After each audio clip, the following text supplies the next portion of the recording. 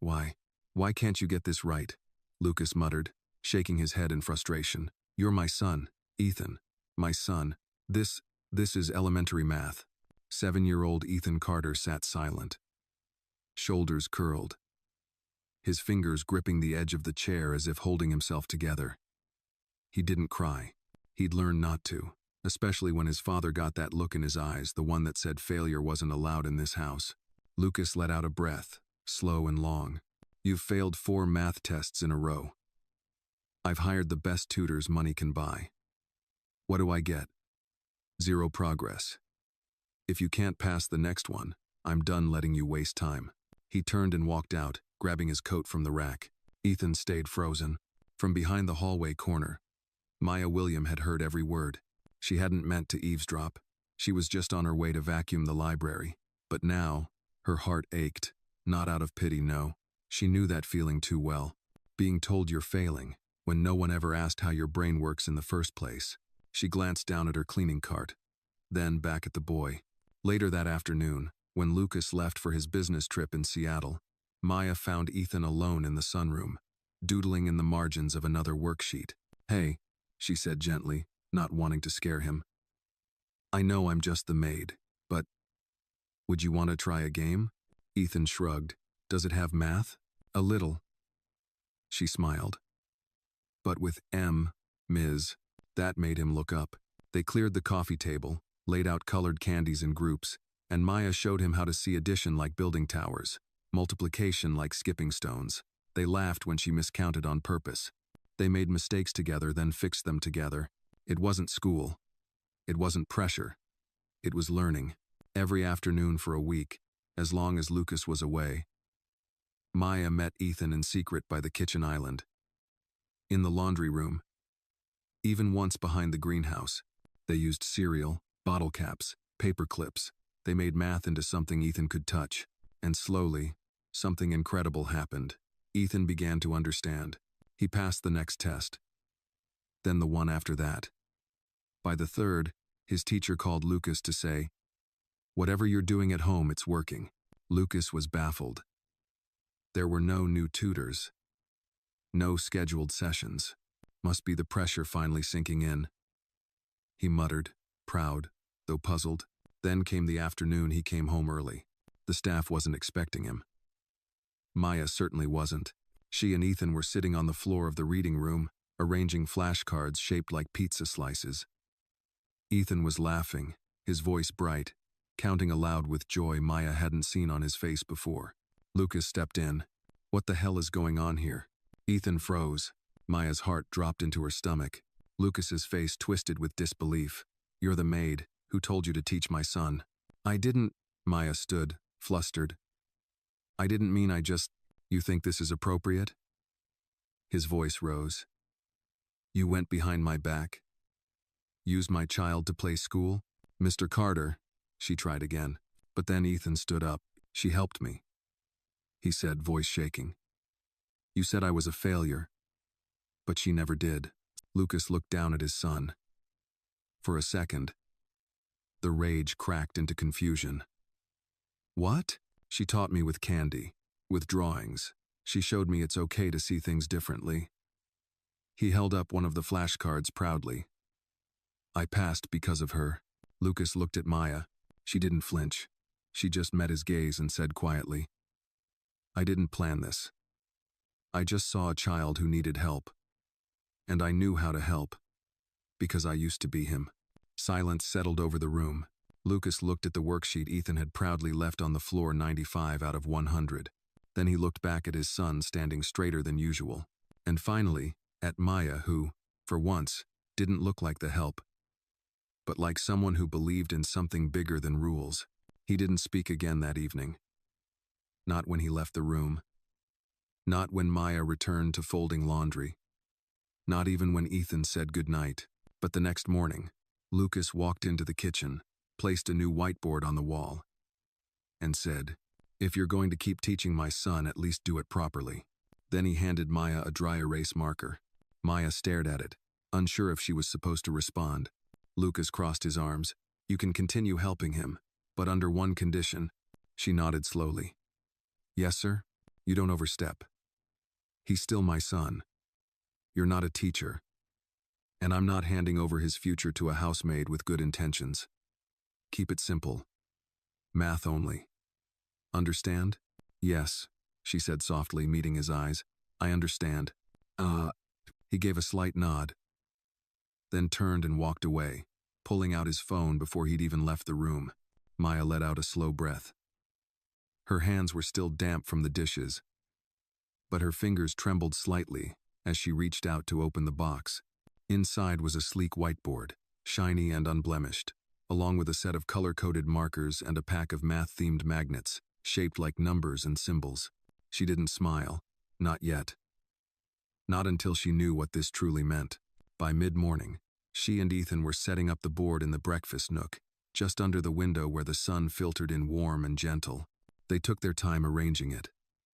Maya measured the distance between the magnets like a perfectionist, and Ethan kept asking if they could use blue for subtraction and green for multiplication. I think green feels like multiplying, he explained. Green it is, Maya said. Their first lesson under official permission began with what Ethan called the snack shop challenge, where he had to add up orders using toy cookies and juice boxes. Maya adjusted her approach, slightly less playful than their secret sessions, more structured, but she kept the warmth, the praise, the safety.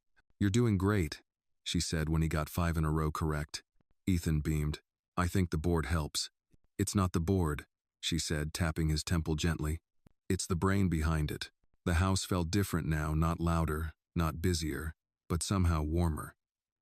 Like someone had turned up the volume on life just enough to notice. Still, Maya moved with quiet caution. Every time she walked through the halls with the markers in her apron pocket, she felt the invisible line she wasn't supposed to cross. Lucas's warning echoed in her mind. Don't overstep. That afternoon, as they finished a lesson on even and odd numbers using colored blocks, Lucas walked into the room. He didn't interrupt, just stood silently by the doorway, watching. Ethan didn't notice. He was too focused, too proud of his little tower of number pairs. 4 + 2 is 6. That's even, Ethan said, grinning. Correct, Maya affirmed, then glanced at Lucas briefly. Her posture straightened. Lucas said nothing, but his eyes scanned the board, the blocks, the worksheets neatly stacked in the corner. After a few seconds, he turned and walked out, still silent. That evening, as Maya was wiping down the counters, the older housekeeper, Mrs. Adela, came by with a basket of linens. You've made an impression, she said, half whispering. Maya raised an eyebrow. What kind? Adela smirked. The kind that either gets you fired or promoted to the unofficial family member. Be careful. Maya nodded, but said nothing.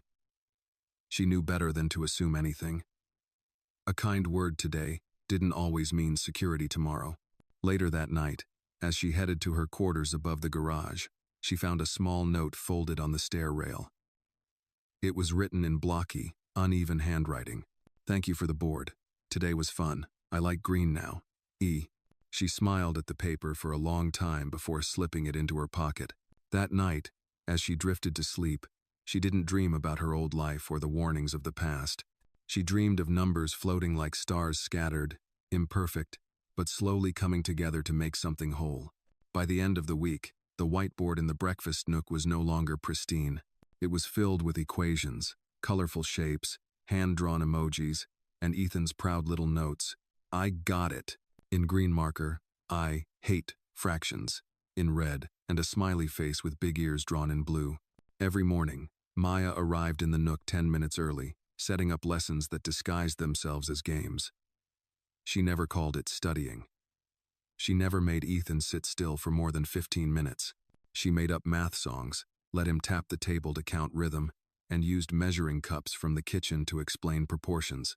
Ethan, once a boy who shrank into silence, now sat up taller, asked questions, and even more telling, laughed. But for all the progress inside the nook, the rest of the house wasn't as warm. Maya noticed it first with Mrs. Adela. The once chatty housekeeper stopped pausing to talk. She passed Maya in the hallway with polite nods, her eyes never meeting hers. Then the groundskeeper, Bernard, usually a source of morning jokes, grew tight-lipped whenever Maya walked by. It didn't take long before she overheard them. "She's getting too comfortable," Adela whispered one afternoon while polishing silver in the butler's pantry. "She's been in the breakfast room for hours," Bernard added. "Carter pays her to sweep floors, not to play schoolteacher. They say the boy's improving," another voice chimed in. "But she's still just the help. What happens if she gets it wrong?" Maya froze outside the door, her spine stiffening. She hadn't meant to listen, but their words found her like smoke under a door. She took a breath, forced her shoulders to relax, and continued on with her tasks. She'd heard worse. Much worse. Still, that night, as she erased the board and gathered up the magnets, she moved slower. Her fingers lingered on the words Ethan had scrawled in green. "I like numbers now." She traced them with her thumb, quietly wondering how long this would last. The next day, during a lesson on multiplication tables, Ethan asked, "Why don't you have your own classroom?" Maya smiled but didn't answer immediately. "I mean," Ethan continued, frowning, "you're better than my school teacher. You don't get mad when I mess up. And you make numbers make sense." Maya set down the flashcards. "That's sweet of you, baby. But life doesn't always work that way. Sometimes, people don't get the job they're best at." Why not?" She considered her words carefully. "Because not everyone gets the same chance. Sometimes, folks get looked over, or told they don't belong in places they were born to be in." Ethan looked puzzled. "That's dumb." She chuckled. "It is." He paused. "Do you like working here?" She hesitated, then nodded. "I like helping you." That seemed to satisfy him. But the question lingered in her mind long after he went upstairs for his afternoon reading hour. Later that afternoon, Lucas returned home early. Maya didn't know until she heard his voice echoing through the hallway. "Adela, I want the reports from the security team this week, and tell Bernard to double-check the camera footage around the perimeter." He sounded stressed, sharper than usual. When he entered the breakfast nook, Maya immediately straightened. Ethan was solving a problem about measuring distances using toy cars lined up in various lengths. He looked up and grinned. "Dad, I used your Tesla as 10 feet. Lucas blinked, caught off guard by his son's enthusiasm. "Is that so?" "Yeah, and the truck is 15. Maya said we can turn the living room into a racetrack if we use math." Lucas's eyes flicked to Maya.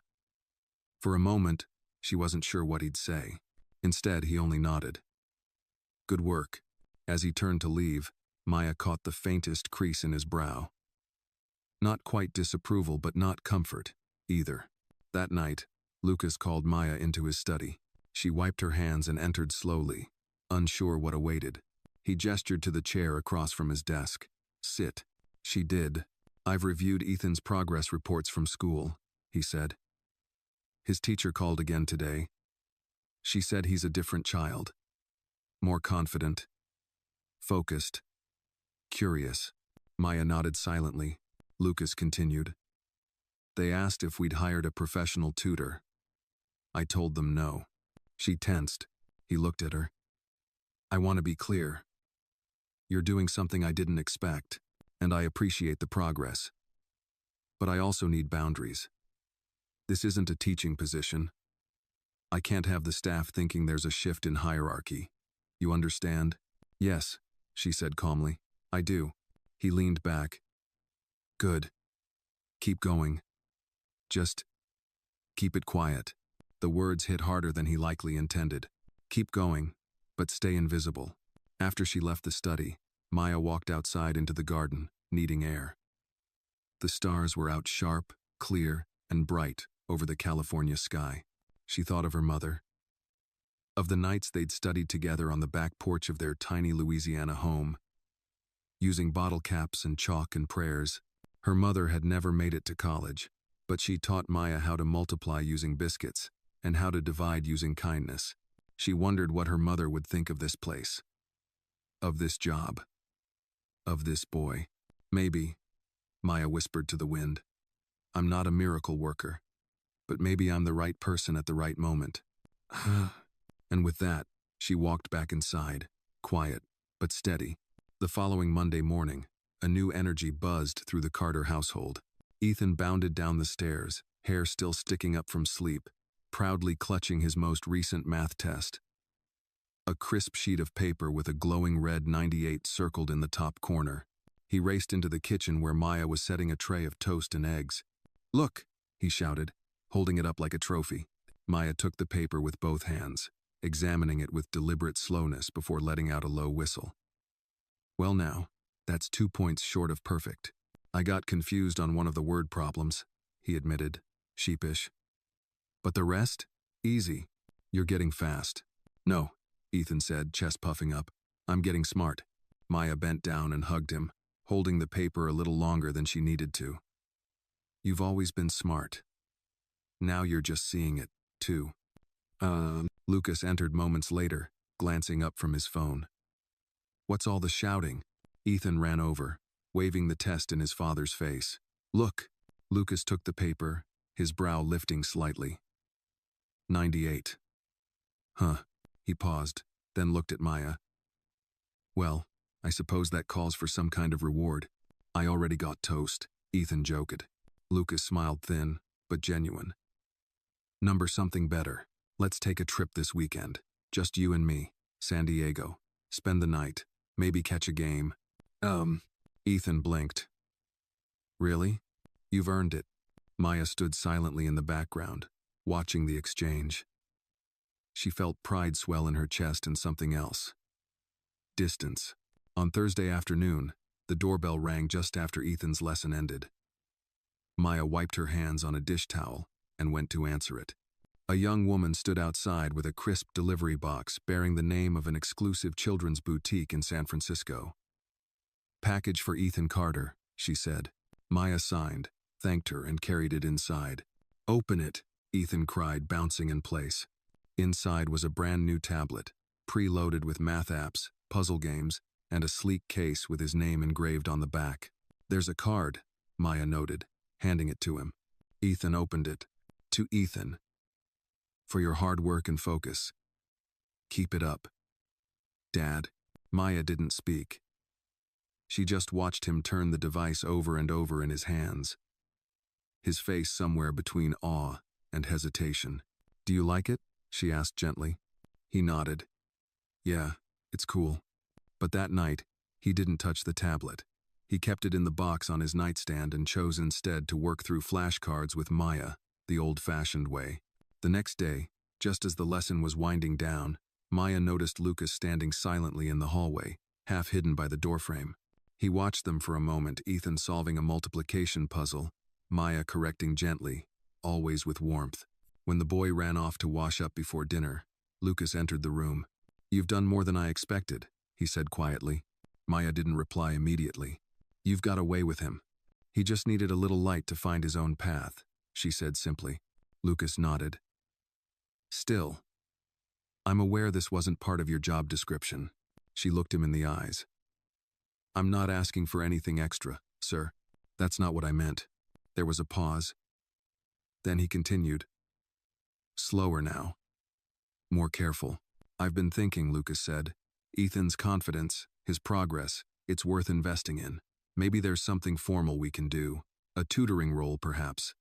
Maya blinked. "Sir?" "A part-time education coordinator. Something simple. You'd be paid appropriately. Of course, you'd still handle your regular duties." She felt the warmth drain from her hands. "So, I'd be a maid? And a tutor?"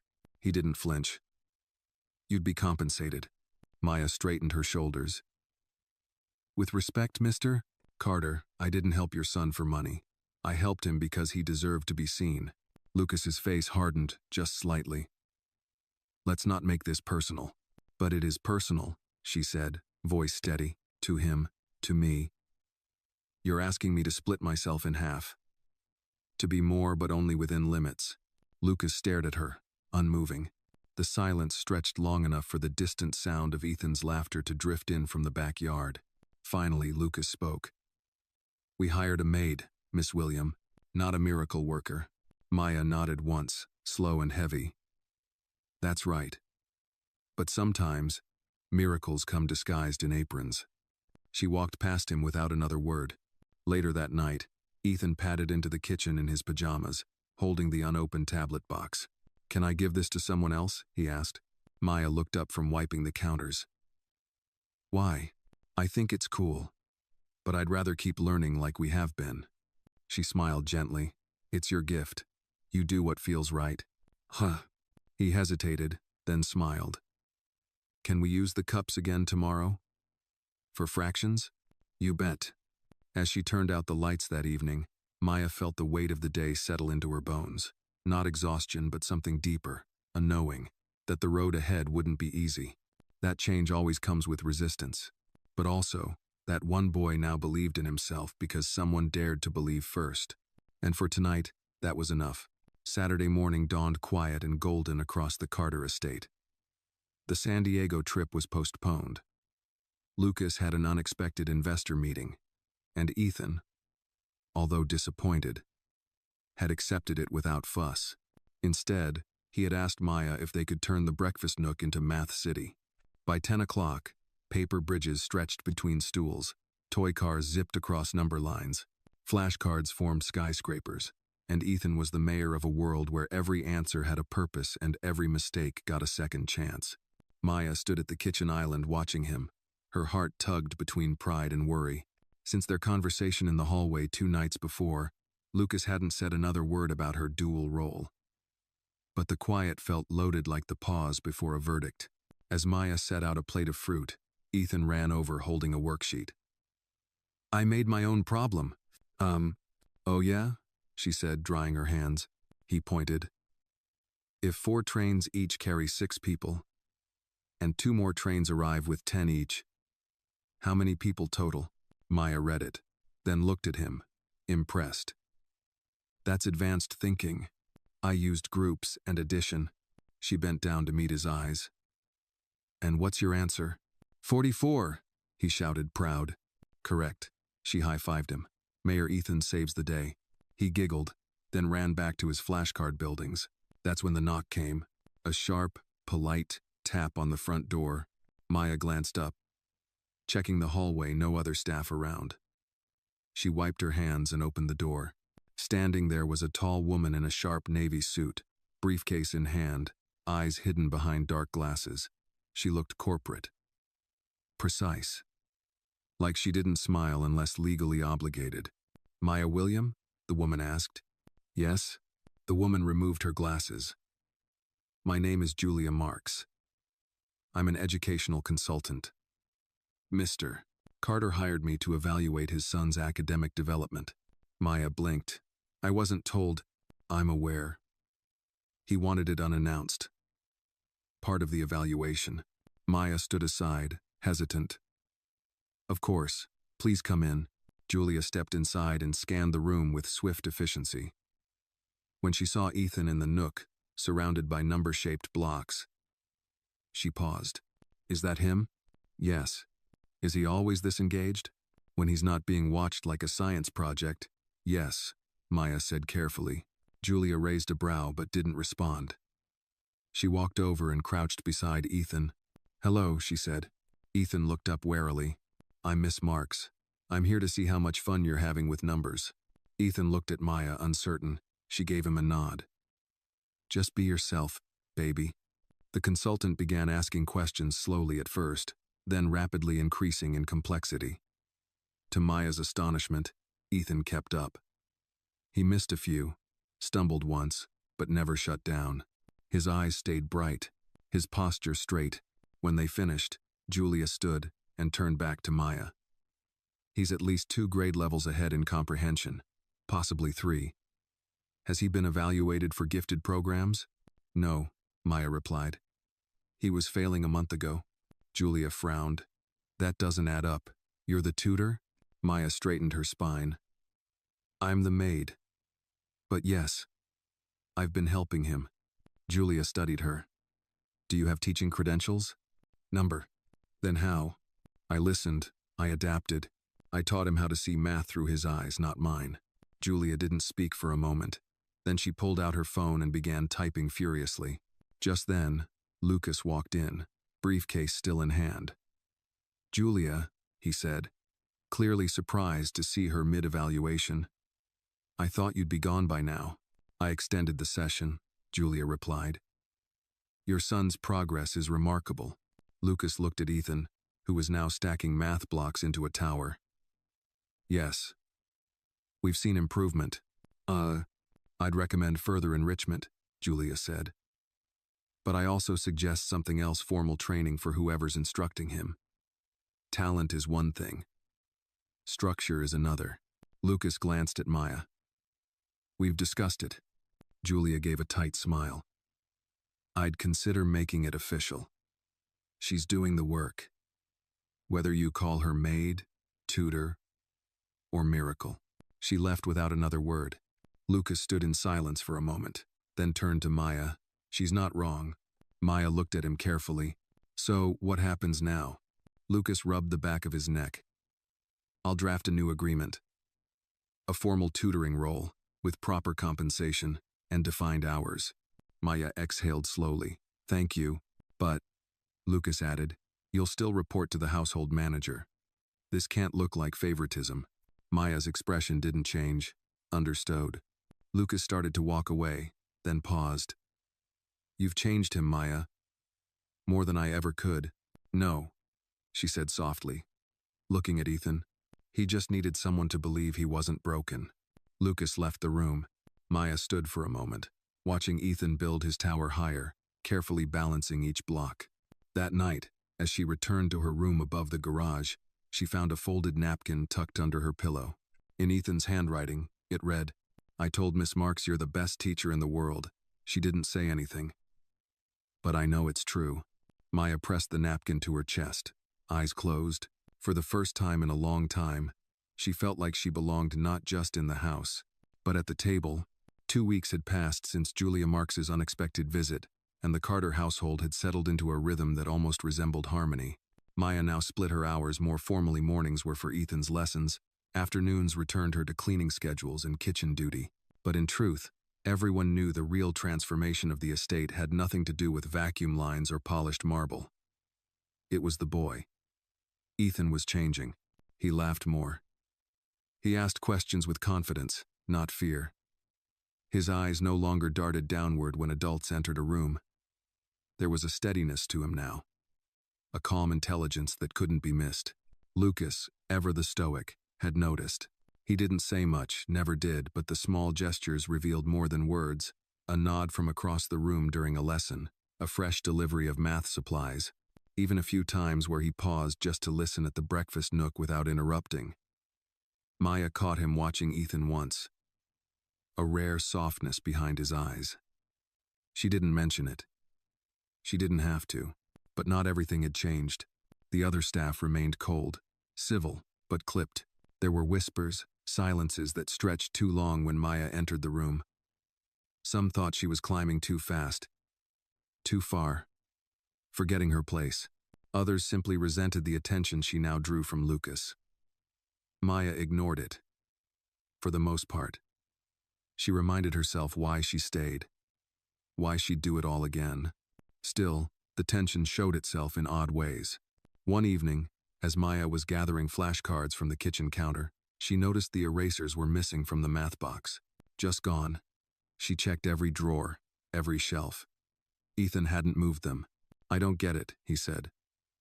"We had them this morning."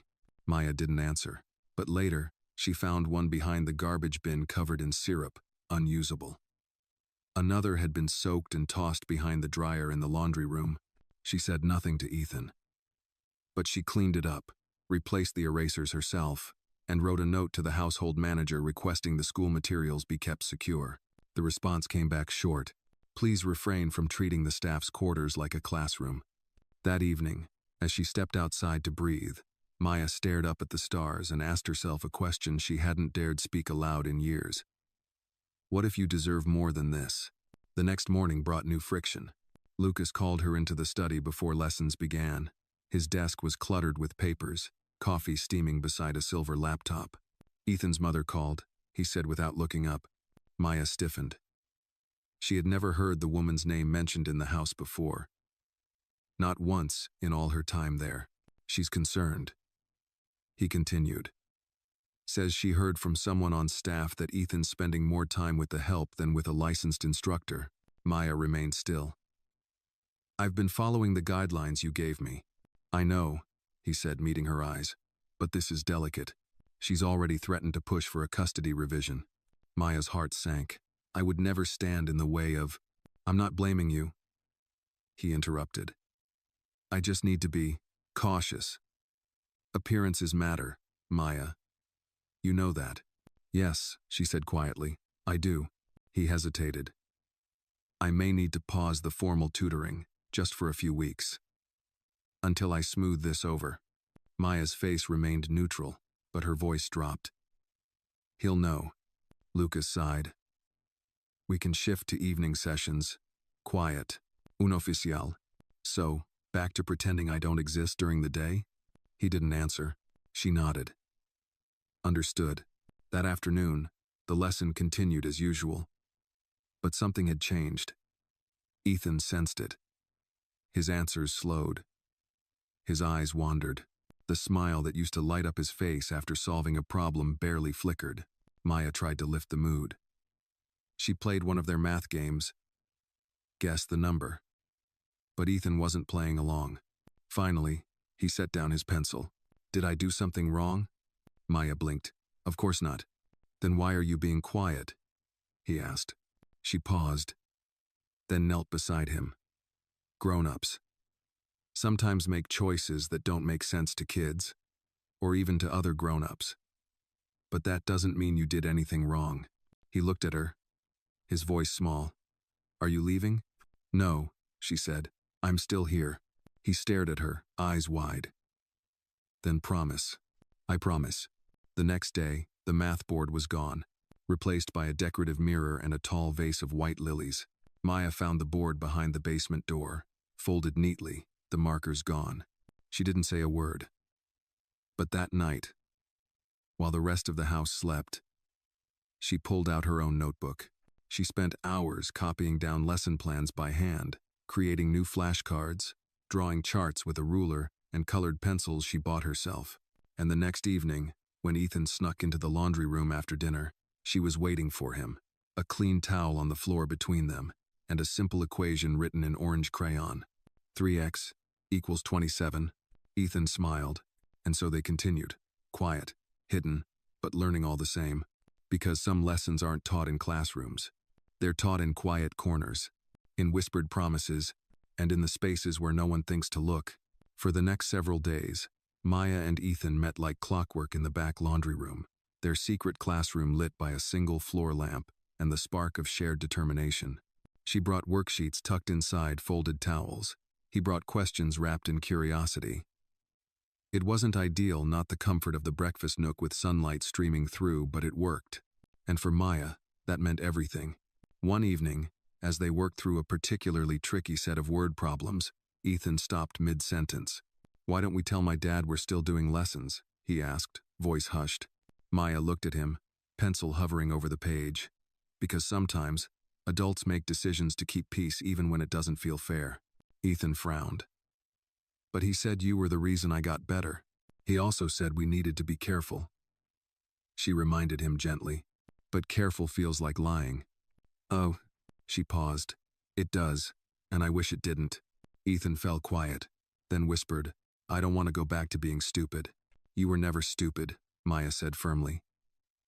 You were just waiting for the right way to understand. And you found it. Later that night, Maya sat alone in her quarters, staring at a photograph of her own fourth-grade classroom in Baton Rouge. She could still remember her teacher, Mrs. Dupree, who taught long division with candy bars and kept a hand on Maya's shoulder the first time she answered out loud. No fancy degree. Just a belief in children and their right to be seen. She wanted that for Ethan, no matter the risks. 3 mornings later, something shifted. Maya was scrubbing the baseboards in the upstairs hallway when she overheard raised voices coming from Lucas's study. She recognized Lucas's tone, tight, clipped, always in control. The second voice belonged to a woman. Sharp. Cold. I have every right to know what's happening under this roof, the woman snapped. Ethan's progress is being handled appropriately, Lucas replied. Then why was I told by the school that a maid has been acting as his tutor? There was a pause that punched through the quiet like a drum. She's not just a maid, Lucas said. Maya's hand froze on the sponge. Oh, so now she's what? Family? The woman shot back. You don't get to reframe this. We agreed on structure, on supervision. Structure wasn't helping him. She was. Then you should have hired a professional, not a charity case. Maya stepped back, heart pounding. She didn't hear the rest. She didn't want to. That afternoon, Lucas came home early. He didn't say much during dinner. He barely looked at Maya when she passed through the dining room. The next morning, a courier arrived with a thick envelope marked with the seal of Westbridge Academy, an elite private school known for high academic standards, and a screening test so rigorous even gifted children often failed. By noon, the test sat on the kitchen island with a note attached. Placement assessment. If he passes, he'll be eligible for the spring term. Please administer privately, L. Maya stared at it for a long time. She took the test upstairs and knocked softly on Ethan's door. You ready for a challenge? She asked. He looked up from his coloring book. Math? Big math. The kind that lets you show everyone what you can really do. He straightened. Let's do it. They sat together in the laundry room, Maya watching quietly as Ethan worked his way through the packet. It wasn't easy. The problems twisted and turned, some far beyond his current grade level. Twice, he froze. Once, he muttered, I can't. But Maya never gave him the answer, only reminded him how far he'd come. You've solved harder than this, she whispered. Just breathe. 2 hours later, the final answer was scribbled in blue ink. Ethan leaned back, exhausted. Do you think I passed? I think you did more than that, Maya said. She didn't sleep that night. She reread every page, checked every margin. When she turned it in to Lucas the next morning, she didn't say anything. Just handed it over and walked away. The house held its breath for days. Then on Friday morning, Lucas called Ethan and Maya into the study. He stood by the window, back turned, a letter in his hand. They called me last night, he said. The results are in. Ethan clutched Maya's hand without thinking. She squeezed it gently. Lucas turned around, expression unreadable. He passed. Placed above average in every category. 2 full grade levels ahead, in mathematical reasoning. Ethan's mouth dropped open. Maya held back a tear.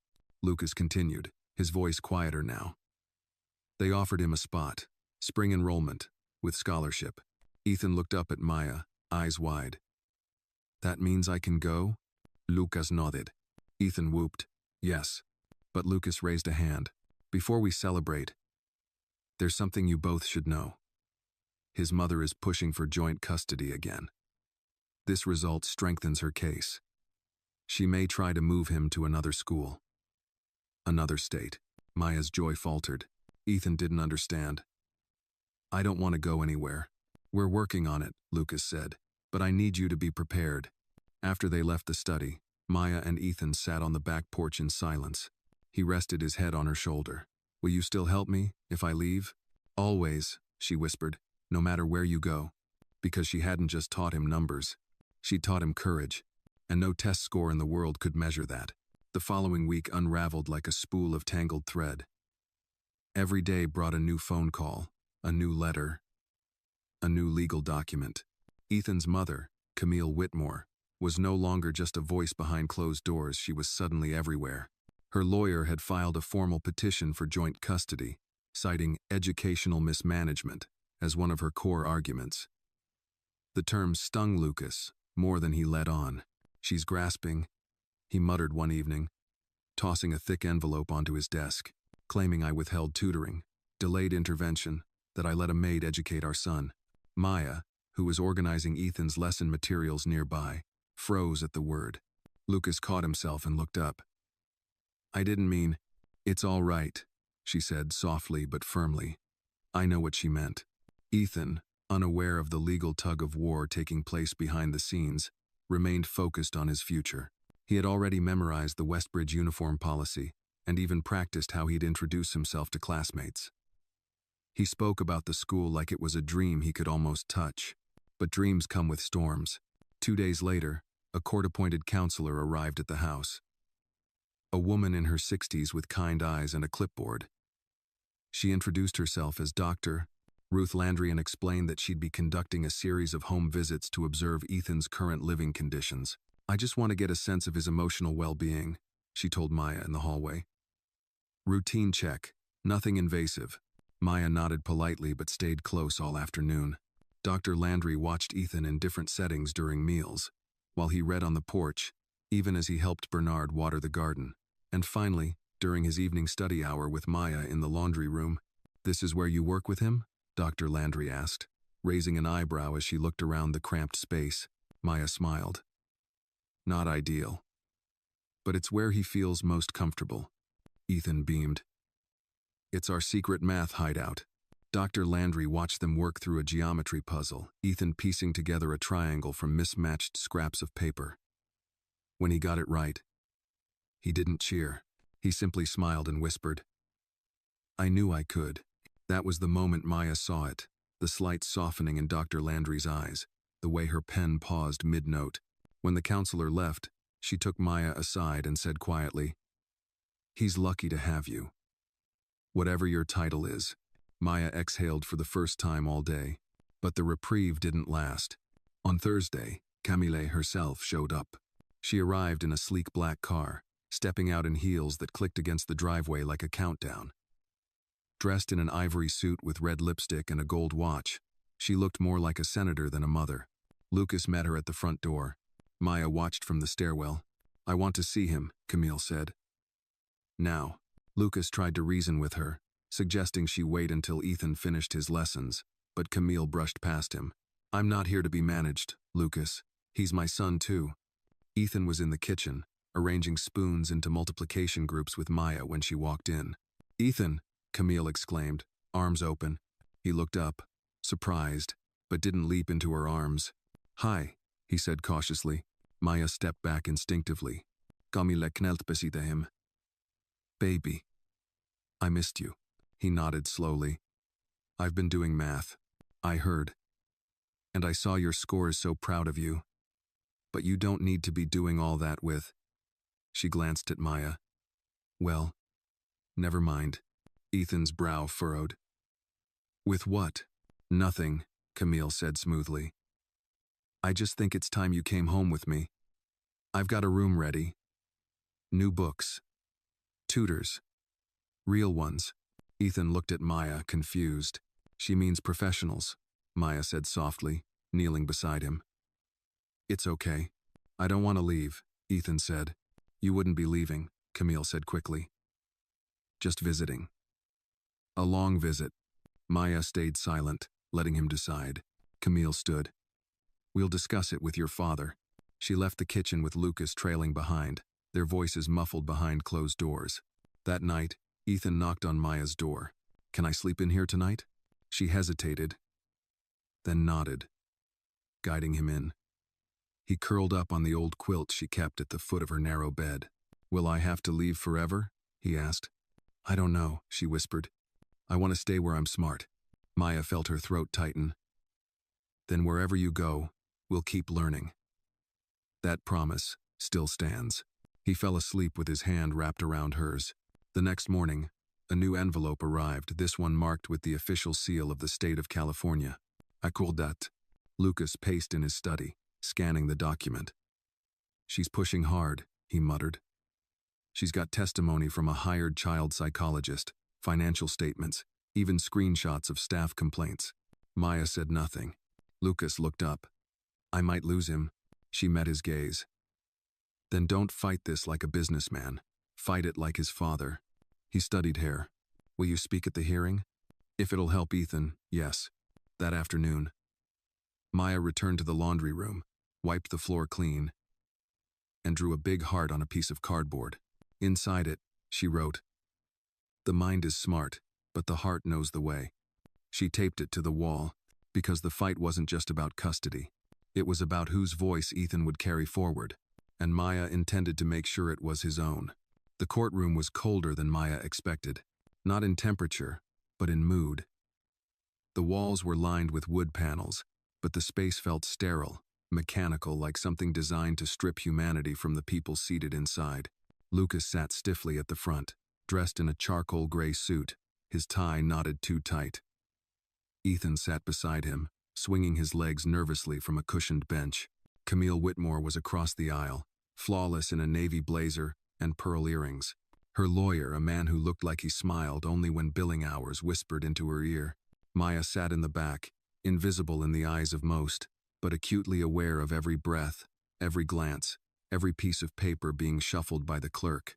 The judge entered, a woman in her 50s with steel gray hair and eyes that seemed to take everything in. "We are here to hear the custody modification request concerning Ethan Whitmore." "Carter," she began. "Both parties are present and represented. Let's proceed." Camille's lawyer started first. "Your Honor, we present that Miss Whitmore seeks joint custody of her son, Ethan, on the basis that his educational development was initially neglected under Mr. Carter's care. We have school reports indicating below-average performance prior to recent interventions, and documentation that the primary educational influence during this period was not a licensed educator but a household employee." Maya felt every eye shift, some subtly, some directly toward her. The lawyer continued. "This individual, Miss Maya William, while perhaps well-intentioned, lacks formal qualifications and operated outside the scope of her employment." Lucas's attorney countered. "Your Honor, while Miss William may not hold a teaching degree, the transformation in Ethan's academic performance is undeniable. We have the Westbridge Academy entrance exam results, corroborated by an independent educational consultant. Ethan has flourished under her guidance." The judge looked to Camille. "Miss Whitmore, you've remained largely absent from your son's life for over a year. Why now?" Camille straightened. "Because I was led to believe he was fine. I didn't know he was struggling until a former staff member informed me of the tutoring arrangement. I don't want to take him away, Your Honor. I just want to ensure he receives proper care, structure, and education." The judge nodded slowly. "Very well. I'd like to hear from Miss William directly." Maya's heart thudded. She hadn't been formally called to testify. But now, the entire room turned toward her. The bailiff led her to the witness stand. She sat, adjusted the microphone, and folded her hands in her lap. "Miss William," the judge began, "you've been working for Mr. Carter for how long?" "Just over a year, Your Honor. And you began helping Ethan with his studies when?" "A few months ago. After I saw he was struggling with math." "Did Mr. Carter ask you to step in?" "Not at first. I did it quietly. I wanted to help." The judge leaned in. "Why?" Maya glanced toward Ethan. "Because he was hurting. Not physically, but the kind of hurt you can't always see. He thought he wasn't smart, that he couldn't learn. But I saw different. I saw a boy who needed someone to see him, not just his grades." The courtroom was silent. "Do you believe your involvement changed the course of his education?" "Yes," Maya said. "But it wasn't just me. He did the work. He found his confidence. I just held the light long enough for him to walk toward it." Camille's lawyer stood. "But you're not a teacher." Maya didn't flinch. "I've never stood in a classroom with a whiteboard and 20 desks, but I've taught. I've taught a boy how to believe in himself again." The judge raised a hand, stopping the lawyer. She turned back to Maya. "Final question. Why did you keep teaching him, even when you were told to stop?" Maya swallowed. "Because the heart doesn't check credentials before it decides to care." A hush spread across the courtroom. Even Camille looked slightly rattled. The judge leaned back in her chair. "I've heard enough for now. Recess until tomorrow morning. I'll give my ruling then." The gavel struck. People began to move, but Maya remained seated for a moment longer. As she stepped down, Ethan rushed to her, wrapping his arms around her waist. "You were amazing," he whispered. "You made me brave." Maya knelt to hug him, her voice trembling. You've always been brave. You just needed to see it. Lucas approached. Thank you, for everything. Maya nodded but didn't speak. Her heart was too full. As they stepped outside into the fading afternoon light, Maya looked back at the courthouse, a building of laws, of order, of sharp suits and sharper words. But for all its power, it still couldn't define the thing she had with Ethan. That belonged to a different language. One made of patience, chalk dust, and silent promises. The fight wasn't over. The ruling was still to come. But whatever happened tomorrow, Maya had already won something bigger. A boy who now believed in his mind, and a system that, for one brief moment, had been forced to see the worth in a woman like her. The next morning, the air around the courthouse carried a strange stillness. It wasn't the hush of quiet, but the kind that lingers before a storm passes. The waiting room outside the courtroom was nearly full. Lucas, Maya, Ethan, Camille, their lawyers, and a court officer occasionally glancing at the clock above the exit door. Ethan sat between Lucas and Maya, his legs swinging back and forth, nervously drumming against the chair. Maya rested a hand gently on his back. Will the judge say I have to go with her? He whispered, not looking up. Maya leaned down, her voice just above a breath. Whatever happens, your voice was heard. That matters. Lucas nodded slightly, folding his hands. We prepared for every outcome. Ethan didn't look convinced, but he gave a small nod and tried to sit still. At 9:07, the bailiff opened the doors. Court is now in session. All rise. The judge entered, robe flowing, her expression unreadable. As everyone sat, she adjusted her glasses and cleared her throat. Yesterday, I listened to testimony regarding the custody modification of Ethan Whitmore, Carter. The arguments were compelling, and both parties have demonstrated love and concern for the child involved. She glanced down at her notes. There is no question that Ethan's recent academic progress is remarkable. And while unconventional, the role Miss William has played has been significant. Comme il est fait. That being said, the judge continued, my responsibility is not to reward unconventional success, but to ensure stability, legal clarity, and the long-term well-being of the child. A pause. Therefore, I am denying the request for joint custody at this time. Gasps, soft but audible, rippled through the room. Lucas exhaled slowly. Camille's eyes widened, but she remained silent, lips pursed. However, the judge added, I am granting expanded visitation rights for Miss Whitmore, with structured time including weekends and designated holidays. Furthermore, I am requesting that the court appoint an independent child advocate to monitor Ethan's continued progress over the next 6 months. She looked directly at Camille. Parenting is not only about biology. It's about presence, commitment, and respect for a child's environment. You'll have your chance to reconnect, but you will not disrupt what's clearly working. Then she turned to Lucas. Ensure that Ethan's education remains supervised and documented.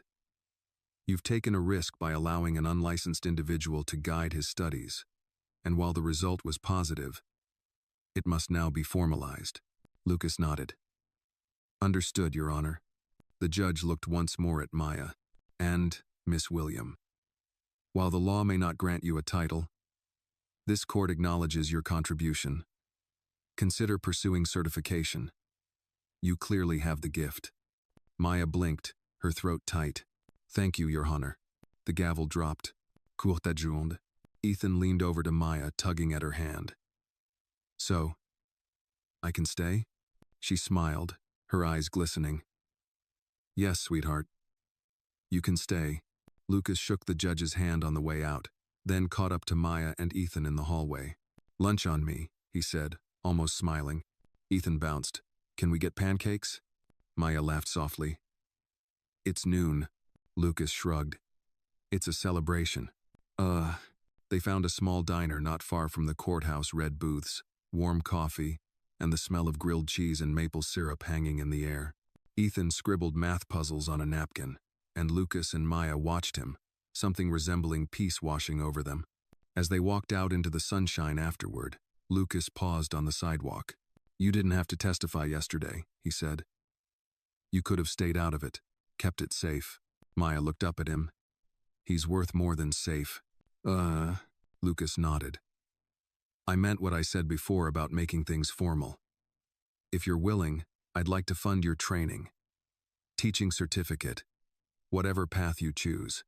Maya blinked, stunned. You want me to leave? She asked, half joking, half serious. No, Lucas said, a bit more earnest. I want you to grow. Ethan isn't the only one with a future. Maya looked at Ethan skipping ahead, humming to himself. She remembered the chalkboard, the flashcards, the napkin under her pillow. Okay, she said, I'll think about it. That night, Maya returned to her room above the garage and sat at her tiny desk. She opened a browser and typed into the search bar, "Teacher certification programs near me." She stared at the screen for a long time before clicking the first link. The next morning, she found a small package waiting at her door. Inside was a brand new spiral notebook, with a note tucked between the pages. Lucas's handwriting. Not every teacher begins in a classroom. Some begin in kitchens, in laundry rooms, or on front steps. Wherever you start, just promise me you'll keep going. Maya smiled. Later that day, during their math lesson, Ethan handed her a folded piece of paper. It was another problem he had written himself. But this time, at the bottom, in messy crayon letters, he had added, "Thank you for being my forever teacher." Maya couldn't answer right away. Her voice had gotten stuck somewhere in her heart. But she reached for his hand, gave it a gentle squeeze and whispered, "Always." Because teaching wasn't her job anymore. It was her calling. Maya's first day as a formally recognized tutor began before dawn, quiet, reflective, charged with purpose. The smell of freshly brewed coffee drifted up from the kitchen as Ethan, in pajamas, hovered by her side, clutching the napkin he'd pressed into her hand the night before. "Thank you for being my forever teacher." She slipped it into her apron pocket, heart warm. Lucas stood at the kitchen island, eyes soft when he looked at her, a contrast to the sharp man in the courtroom. "First official session?" he asked quietly. Maya met his gaze. "Yes, sir." He handed her an envelope. Inside, a prepaid application and tuition assistance form for an online preliminary teaching credential through Cal State Teach, an accredited California State University program that could be completed primarily online. "I thought this might help," Lucas said. "You don't have to decide today." Maya nodded, swallowing the lump in her throat. "Thank you." She carried the envelope upstairs, to her small, tidy quarters above the garage, and placed it gently beside her notebook, the one she had opened last night in search of teaching programs. Morning lessons began in the breakfast nook, but today, they had structure and a sense of legitimacy. The whiteboard held a schedule: warm up, word problems, snack break, fraction fun. She wrote in green, "Let's try something new today." Ethan beamed at the box of colorful manipulatives she set out: measuring cups, candy tokens, fraction circles, all ready for their structured play. It was learning, but intentional. Every step had purpose, her tone calm but vibrant.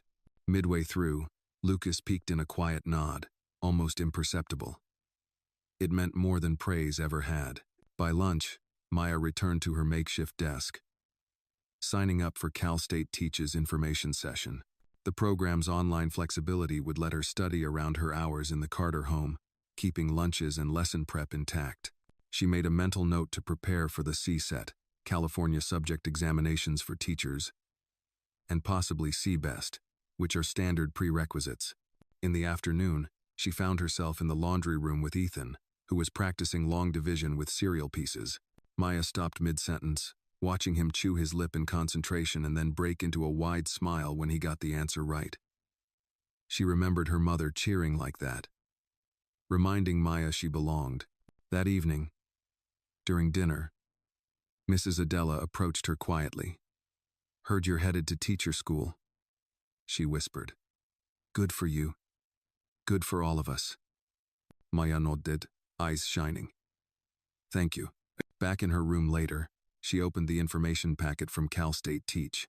The program emphasized educational equity, diverse learning styles, and technology integration, exactly the tools she needed to sharpen her craft. Ethan knocked on her door softly.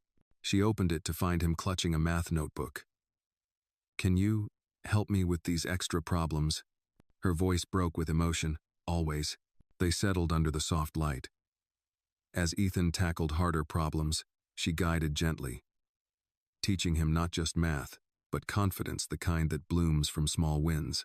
Later, before sleep, Maya finally responded to Lucas's offer. He was waiting in the hallway by the stairs. She handed him the filled-out application. "I want to do this," she said. "For Ethan. For me." Lucas exhaled, relief and pride mingling in his eyes.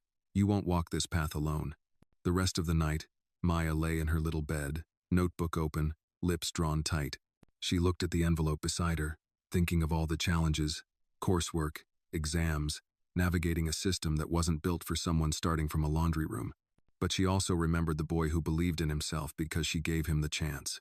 She whispered to the dark, "I'll keep going." She closed her eyes, sleep coming peaceful and earned. Because sometimes, beginnings are quiet, but they carry whole worlds inside them. 2 weeks into Maya's first course in the teacher credential program, her world had grown fuller and somehow smaller. Her mornings were still devoted to Ethan, their lessons sharpened now by the theories and techniques she was learning each night online.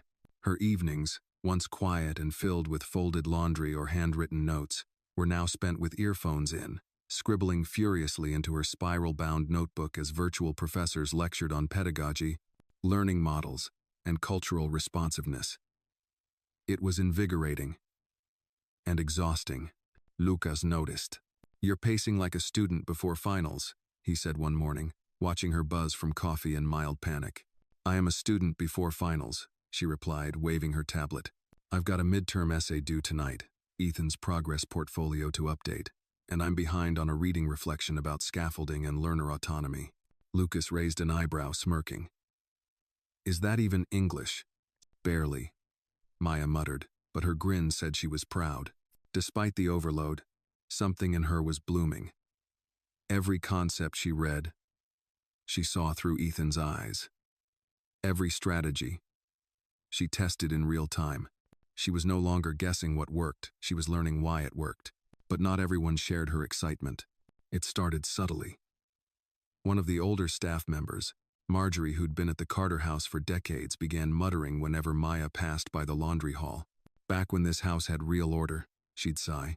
Then it was Bernard, the driver, who raised an eyebrow when Maya arrived late for a morning shift because of a live Zoom seminar.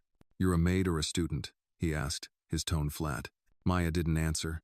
She was both. The friction grew more public when Camille returned for a weekend visit.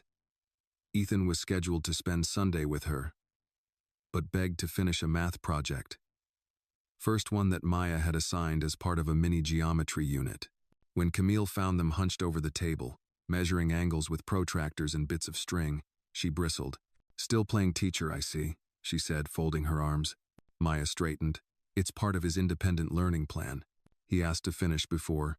"Oh, I'm sure he did," Camille said, cutting her off. "But I'm also sure my son isn't your experiment." Lucas stepped into the room. "Camille." "No, Lucas," she snapped. "You think this is charming, but it's not. It's irresponsible. She has no license, no oversight, no boundaries." Ethan looked up, confused. "But I'm learning more than ever." "That's not the point," Camille replied tightly. "You don't build futures on paper walls." That night, Maya sat alone on the back porch, notebook open, but untouched. The phrase paper walls looped in her head like static. She had never pretended to be more than she was. She had only tried to help. Lucas joined her, handing over a mug of chamomile tea. "She doesn't see it," Maya murmured. "She doesn't want to," he replied. "But that doesn't make her right." Maya took a sip, eyes still on the trees. "Sometimes I think I'm building something real. And then one comment like that, and it feels like I'm faking it." Lucas looked at her, quiet for a moment. Then he said, "Paper walls can still hold up homes, especially if what's inside them is worth protecting." She smiled weakly. "That's poetic, for a CEO." "I read," he said dryly. A few days later, Maya was invited to speak at her virtual class's community night, a space where current students shared teaching stories from the field. At first, she hesitated. What could she possibly say that compared to certified educators in real classrooms? But Ethan had an idea. "Tell them about the laundry room," he said simply. "It's a classroom too." So she did. On a Thursday evening, Maya logged into Zoom and shared her story of finding a boy who believed he was broken, of discovering that numbers could be soft, of turning ordinary objects into bridges to confidence. She spoke about learning on the job, about courage, about watching a child finally whisper, "I understand," without being afraid of the question. When she finished, the chat box lit up. "Powerful story. You've got the heart of a teacher. I'm stealing that bridges to confidence line." One professor wrote privately, "Would you consider joining our mentorship track?" That night, for the first time in weeks, Maya slept through without waking. Ethan noticed the change the next day. "You're glowing," he said, handing her a lopsided pancake. She laughed. "I think I'm just finally seeing it too." Seeing what? That maybe I'm not faking it. Maybe I'm just early. And early, she would remain but determined. Her paper walls might not be plastered in degrees yet, but they held something more durable. Trust, growth, and the daily decision to show up anyway. Because sometimes, paper walls were all you had, but sometimes, they were all you needed to begin. The weekend began like any other, but under the surface, something extraordinary was brewing. On Saturday morning, Ethan awoke with an urgency that surprised even himself. "Miss William." He ran into the breakfast nook, where Maya was preparing pancakes. "I dreamt about math all night. Can we build something today?" She paused with the spatula mid-flip. "You want to build something?" "Yes, a bridge over numbers," he declared, as though the phrase had landed fully formed on his tongue. Maya smiled, warmed by his longing. "A bridge over numbers, tell me more." He described how dates, clocks, and number lines could all connect, like the arches and girders of a bridge. "Each number a plank," he said. "We walk across from one idea to the next." Maya's eyes softened. "That is beautiful." They gathered scraps of wood from the garage, unused rulers, string, and glue sticks. With Ethan's careful hands and Maya's gentle guidance, they built a model bridge on the breakfast table, numbers painted on each plank. Each arch linked math concepts they'd learned: addition, multiplication, fractions, logic puzzles. Ethan climbed playfully across it, reciting math facts aloud. Lucas came downstairs and leaned against the doorframe. "That's impressive." He watched as Ethan balanced on the bridge for a moment, till he stood tall, grinning wide. "You build bridges when no one gives you a path," Lucas said quietly to Maya. She nodded, heart thumping. Sunday came with a sense of fragile hope. Ethan spent part of the morning with his mother, Camille. She took him to a toy store, bright lights and aisles humming with possibility. She showed him a sleek puzzle game, numbers and colors, logic and challenge. It reminded him of past lessons. But something felt off. He thought of the breakfast nook bridge, of Maya's voice saying, "Learning is a path we build ourselves." He took a deep breath. "Mama," he said gently, "I like puzzles, but I like bridges better." Camille posed, eyes cooling. "Bridge?" Ethan nodded. "Because bridges help me go somewhere new." Camille exhaled. He smiled briefly. "I'll see you next week." Afterward, Maya found him in the corner of the playroom with the puzzle still in its box. "It's yours," she said, rubbing his back softly.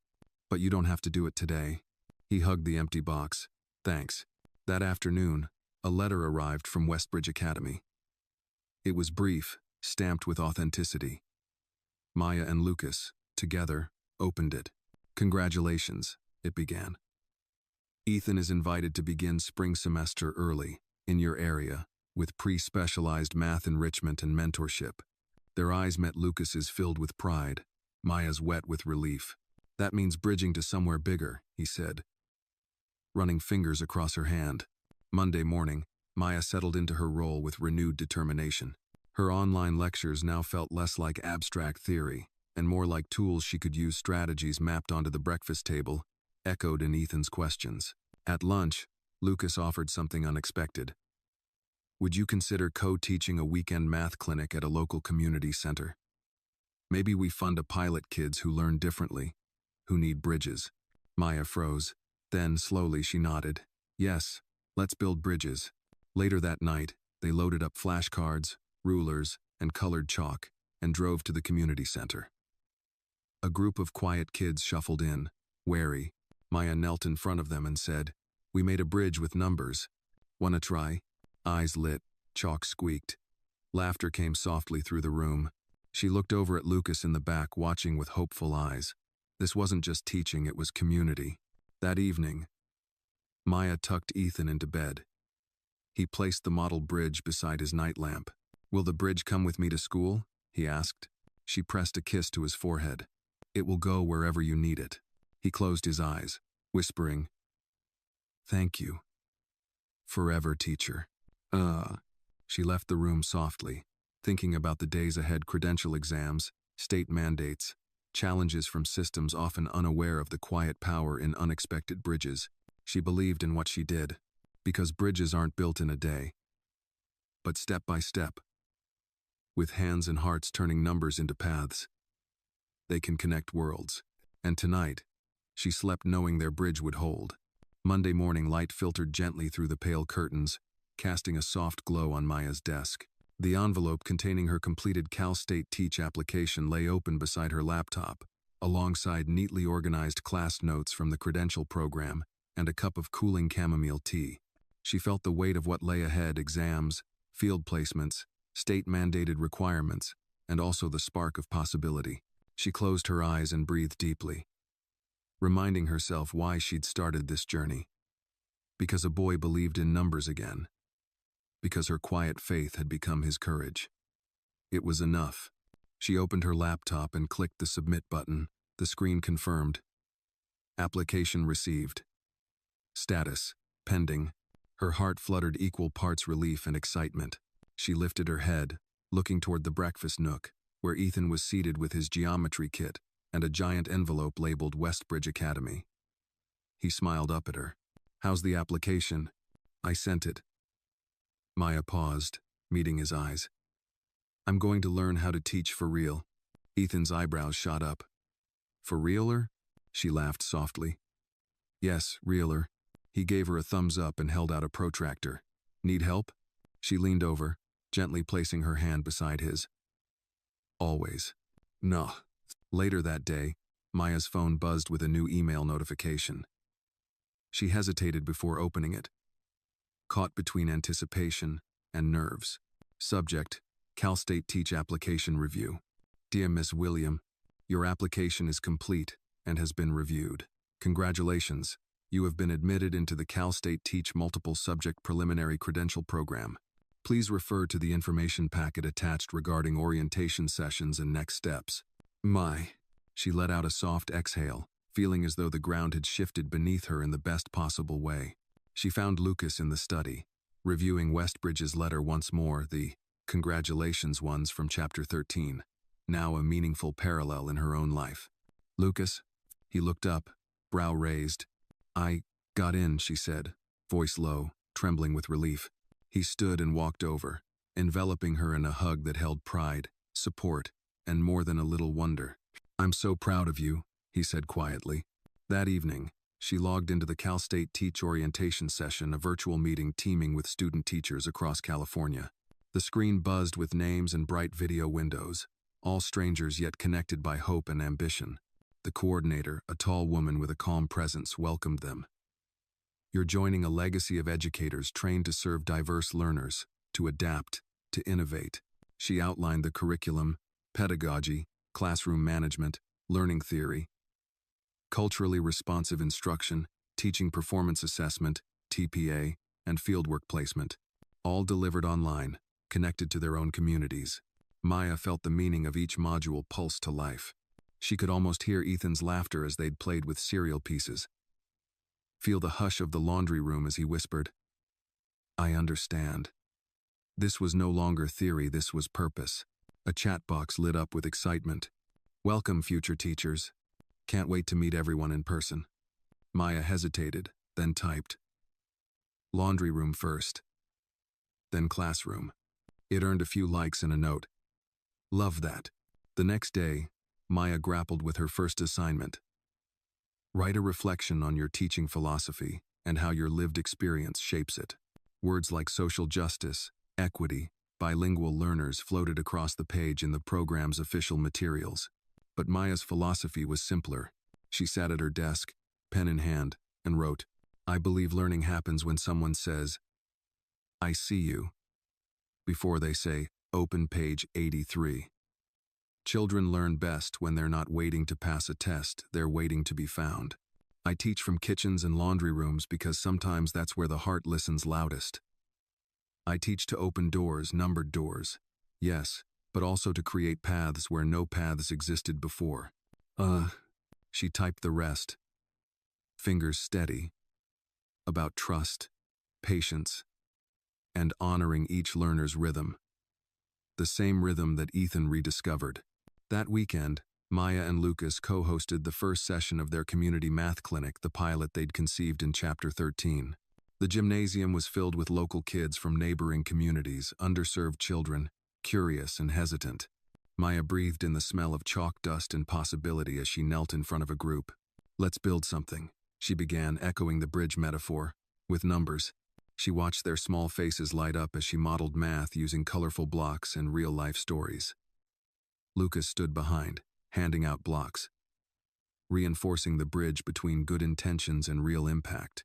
Afterward, one parent approached Maya, closing her eyes against the overhead fluorescent lights. "You turned math into something my daughter can handle," she whispered. "Thank you." "No." Maya blinked back tears. She was doing more than teaching, she was bridging gaps. That night, back at home, Ethan came into the laundry room with his geometry kit and the bridge model.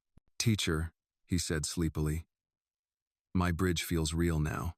She smiled, wiping a marker stain off the table. "It's real because of you." He yawned and climbed into bed. Maya sat alone, scrolling through her course roadmap assignments, deadlines, field observations. She thought of all the steps ahead: C-BEST, or basic skills exams, C-SET, for subject competence, field placements in real classrooms, the TPA. It was daunting, but she wasn't standing at the start anymore. She was on the bridge, building with purpose. And even under pressure, step by step, she would cross. Because real bridges, built with care, endure. And tonight, she felt ready to walk. The days slipped into weeks, and the winter light outside Maya's little window softened into early spring warmth. She balanced the demands of her credential program with the rhythms of home and the joy of teaching Ethan, and it all reached a vivid peak one Monday morning. She typed the final words of her practice lesson plan for the week. Fraction Ferris wheel. She imagined colors, labels, and giggles as Ethan spun paper wheels to learn halves and quarters. She sent the document to her mentor teacher for feedback, fingers trembling just enough. Then her phone buzzed. Status update. Preliminary credential issued. She stared. The words glowed. Maya exhaled and closed her eyes. She had done it. All those lectures watched after midnight, the habit of mapping scaffolded learning to laundry baskets, this was real. She was officially a teacher in training, approved to begin clinical placement. At the breakfast nook, Ethan sipped his cereal, blinking sleepily. "Mama, did it happen?" he asked. Maya swallowed, voice thick. "It did." He grinned, and for a moment, she saw that same joy she'd felt the first time he solved a math problem. "You're a real teacher now." She nodded, tears spilling. "I'm going to try." Her first clinical placement began the following week. Maya walked into Willow Creek Elementary, her heart pounding as she stepped into Miss Nguyen's second-grade classroom. The walls were alive with student work paper shrimp swimming in ocean scenes. Letters strung on lintel banners, number lines under the clock. It smelled of crayons, glue, and possibility. Miss Nguyen greeted her. "Welcome, Miss William. I've heard so much about you." Maya set her bag down and smiled. "Thank you, I'm ready."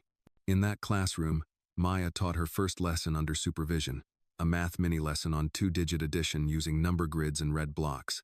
She felt every second, 5, 4, 3. Yet she guided the students through each carryover mistake with the same gentle correction she used with Ethan. When a boy guessed the wrong sum, she knelt beside him. "Let's walk it together," she said. They counted on their fingers, moved a block. Then he smiled. Oh, I get it now. That warmth sent a shiver through Maya. She made the world make sense, one small moment at a time. At the end of the day, Miss Wynne nodded appreciatively. You've got a gift. Back at home, Maya pulled open her credential packet. It outlined the path ahead 45 semester units, including terms of coursework, field placements, and teaching performance assessments like Cal-TPA, spanning multiple subjects in diverse K-8 classrooms. There would be tests, CSET for subject matter competence, Rhode Island CA for reading instruction, a U.S. Constitution requirement, CPR certification. Eventually, a clear credential after induction. She looked at Lucas, sitting across from her, reviewing Ethan's school portfolio. They want you to keep doing what you've always done, she laughed. Just officially now. He smiled softly. Signed up for test prep? Maya exhaled. I'll prepare for CSET first. Then Rika. Maybe some CPR next. Lucas nodded. We've got your back. That weekend, she returned to the community center only now. She taught a small cohort of kids as the credentialed intern tutor. She introduced fraction Ferris wheel and watched as young faces lit up. One child said, "This is the first time math felt fun." Another, "Can we do more tomorrow?" As Maya packed her materials, she realized that teaching was no longer hidden, it was spreading. Late that night, in her quarters, Maya opened the Cal State Teach portal to confirm her field log.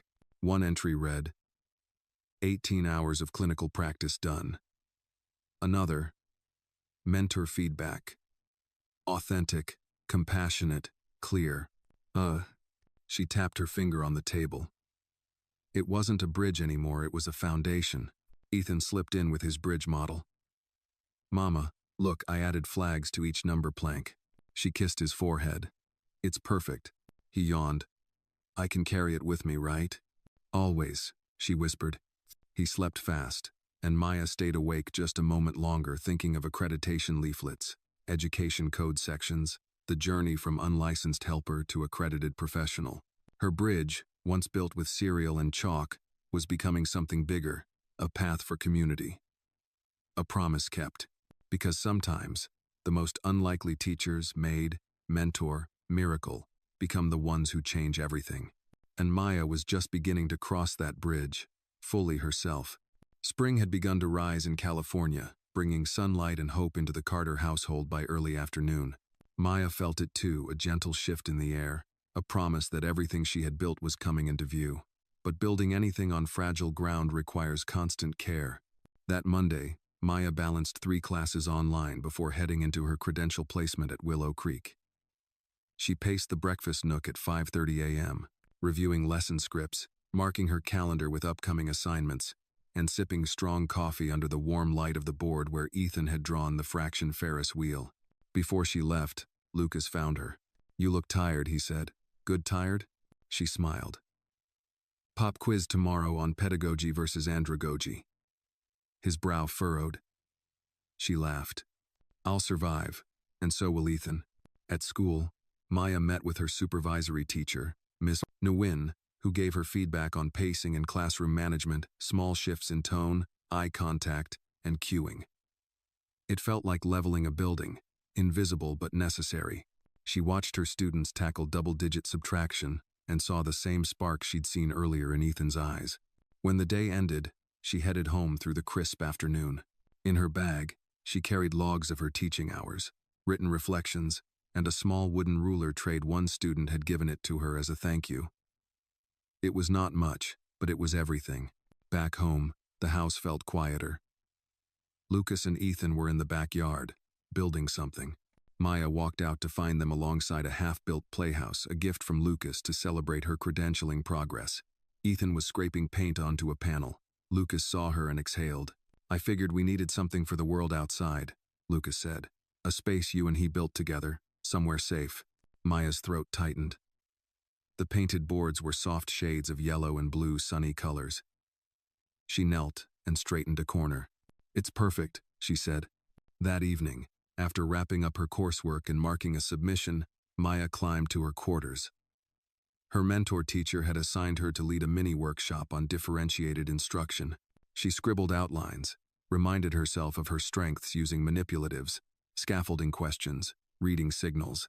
She reminded herself of the laundry room, the hidden hours, and the voice she had built. Lucas knocked gently. "Dinner's ready in 10, he said, placing a handwritten note on her table. "Remember the bridge. Sometimes it bends, but it won't break." She nodded, grief and gratitude mixing until she swallowed hard, blinking back tears. 2 nights later, the unexpected happened. Maya woke to the sound of voices in the hallway, Ethan's, and a higher voice, unsure. She slipped out of bed. Ethan stood outside her door, the wooden bridge model in hand, his voice shaking. "Mama, I can't find the bridge." Her heart plummeted. "Tell me what happened," she guided. "It fell off the wall. I wanted to show it to my friend." His lip quivered. It wasn't just a toy, it was a symbol of his confidence, the path they'd built together. Maya swallowed, caught the weight of responsibility for that little structure. They searched the house quietly. No sign. Maya's mind raced over guilt. She had been too busy chasing tests and lesson plans to secure something precious to him. Later, she knelt in the laundry room, scouring corners and under furniture. The models, all gone. She felt Adriatic waves of regret crash against her chest. Then, a whisper, creaking. The toy chest creaked open in Ethan's room. She entered to find him huddled inside, safe, but scared and clutching the bridge. "Mama, I didn't know where to keep it." She knelt, heart in her throat.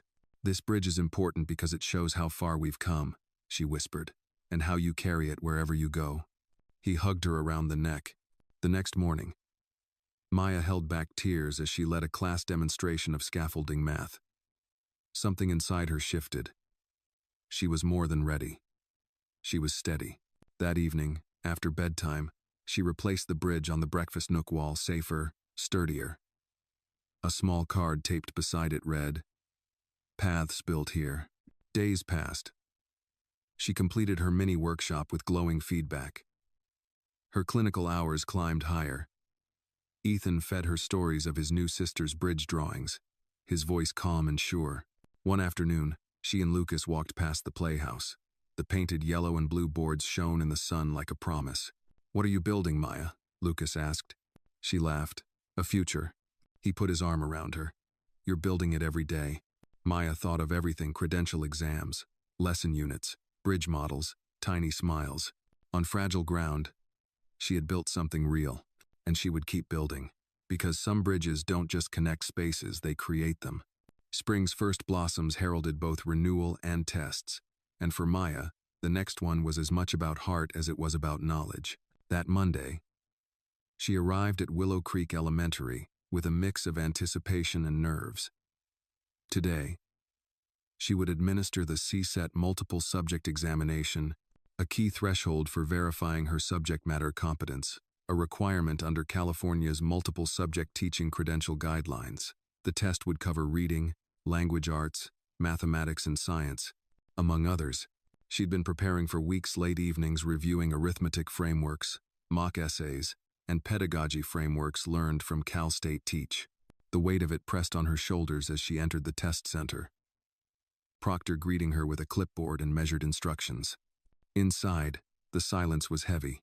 Rows of desks, focused faces, the steady hum of air conditioning. Maya sat, exhaled once, and delved into the first section, reading and writing. As she navigated through subtests, math applications, visual and performing arts, human development, each correct answer felt like a steady plank being placed in the bridge she'd built for herself. Meanwhile, at home, Ethan held court over the playhouse, the yellow and blue structure outside, channeling his calm confidence into organizing a math discovery club for neighborhood children. Lucas hovered, proud yet reserved, knowing the real test his partner faced today was separate but equally monumental. When Maya stepped out, hours later, the afternoon sun felt warm on her face. She closed her eyes, grateful it was over. Unsure of how well she'd done, but certain she'd given everything. A few days later, an official result arrived via email. CSET passed all subtests. Maya stared at the screen, disbelief blooming into joy. She was now fully subject matter competent.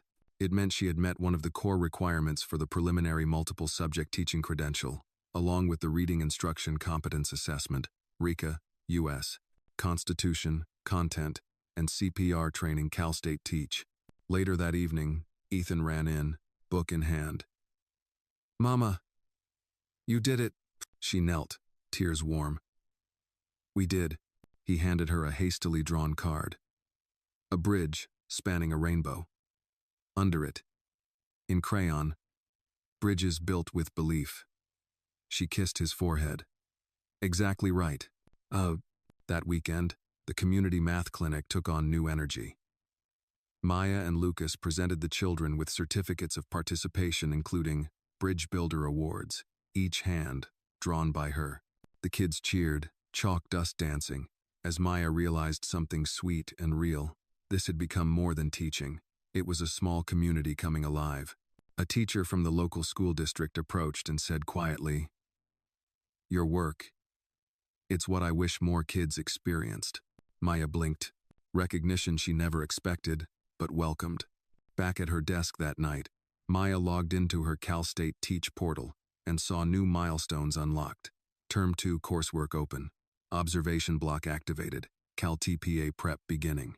She updated her reflection journal. First real plank laid. Next, scaffolded steps. Calt PA. Rhode Island K. Field hours. Step by step. She kept typing. Monday morning brought sunshine and routine. Maya and Ethan sat at the breakfast table, he answering memory math puzzles, she reviewing Cal TPA modules. Their silent rhythm felt sacred, built across years, across a bridge they constructed together. Lucas paused in the doorway. He looked at Maya, then at the bridge artwork behind her, then at Ethan's confident posture. "I'm glad," he said softly.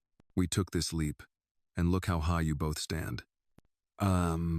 Maya accepted the praise, but thought of all the unseen parts of the bridge, the hidden lessons, late nights, whispered encouragements. That afternoon, her clinical teaching stressed the importance of culturally responsive pedagogy, integrated technology, and adapting to diverse learners, core tenets of Cal State Teach, spiraling, innovative curriculum. She paused before speaking, thinking of Ethan, of the clinic kids, of every learner waiting for someone to say, "I see you." That night, she climbed to her quarters and opened her spiral notebook. She added her latest reflection. Bridge building isn't just about reaching across, it's about holding steady when the wind blows. Today, I passed the CSET. But tomorrow, I'll keep holding hands with learners who need to know they belong. This credential is one more sturdy beam beneath our path. She closed the notebook, glanced at the framed drawing of the rainbow bridge on her wall, and felt gratitude for the journey behind her and the steps ahead. Because now she had the strength of evidence-based methods, academic authority, official competence, but also the quiet power of belief, and for Maya, that would always be the foundation. Spring light filtered through the curtains, and a delicate warmth filled the Carter home in both the air and the heart of it. For Maya, this morning carried the weight of culmination more than any other. After months of classwork, exams, student teaching, field placements, and parent approval, today was final. The culminating teaching performance assessment, Cal TPA, submission, a prerequisite for earning her California Multiple Subject Preliminary Teaching Credential, ktc.ca.gov. Ethan stood by her desk, school uniform on, bridge model balanced at his feet. "You ready?" he asked softly. Maya looked at him, and at the framed rainbow bridge he'd drawn for her earlier, and at the home they'd created together, a house that had taught them braver words, stronger belief, and what it meant to build. "I am, because of you." She hugged him, slowly, knowingly. Maya clicked submit on the Cal TPA portal. For a moment, nothing happened. Then, submission confirmed. She almost laughed with relief. The conclusion wasn't just academic, it was emotional, a transformation from a secret helper to a credentialed educator. She closed her laptop and breathed deeply, leaning forward so hard she felt the desk shift. She had earned the credential. Lunch that day felt ceremonial. Lucas toasted with mugs of tea. "To Bridges," he said, voice gentle. To us, Maya replied. Ethan grinned, scooping spaghetti. Can I bridge more than numbers now? She laughed, as he always did. You already have. Ugh. Weeks later, the envelopes arrived one after the other.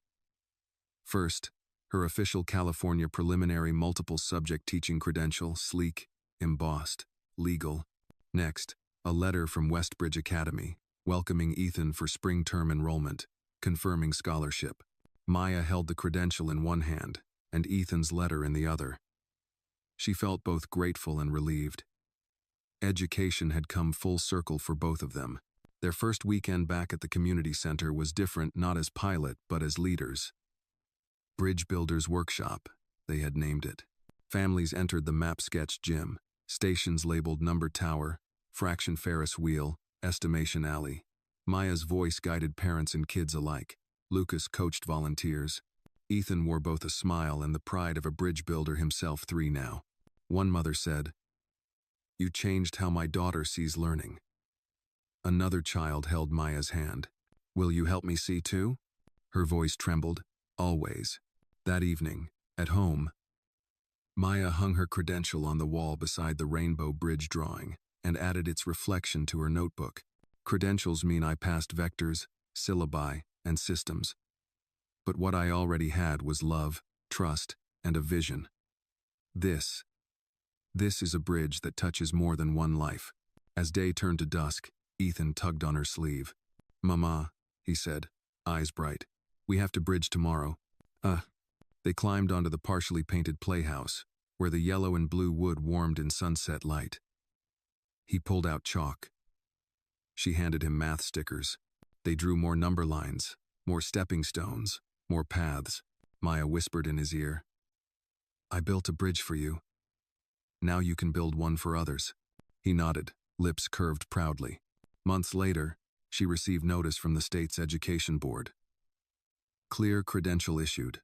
She had completed the induction, teaching hours logged, reflective practice documented. Her journey was complete, the temporary status behind her. At graduation ceremonies for credential candidates, virtual and live, Maya sat among peers. Aspiring teachers, second-chance educators, technical professionals turned hopeful guides. When her name was called, she walked to the stage under sincere applause. Her framed credential had no edge, no shine beyond authority, but she carried it carefully, knowingly. She addressed the audience. Bridges aren't born in classrooms. They're built in kitchens, basements, corners of homes where someone believed in us. Today, I cross as a teacher not just because I proved competence, but because someone showed up. The crowd rose, applause echoing. Back home, Maya and Ethan stood in the doorway of the playhouse, now painted bright and complete. "Bridge, you did it," he said simply. "It's the beginning," she replied. He smiled broadly. "Let's build another." And so they would. Because Maya had made it across her bridge, and now she taught others how to do the same. With patience. With presence. With belief. Their school of one had become a village, and that village would grow. Because some bridges aren't just pathways, they're legacies. This story reminds us that the greatest transformations often begin in silence, in unseen corners, with quiet acts of faith. Maya, once a maid with no formal authority, built a bridge not just for her young student but for herself, her family, and her community. Her journey shows that true education is not about credentials alone, but about courage, resilience, and the willingness to lift others as we rise. It teaches us that when someone dares to believe in a child, in change, in the power of small beginnings, that belief can outlast any obstacle and illuminate a path for generations to come.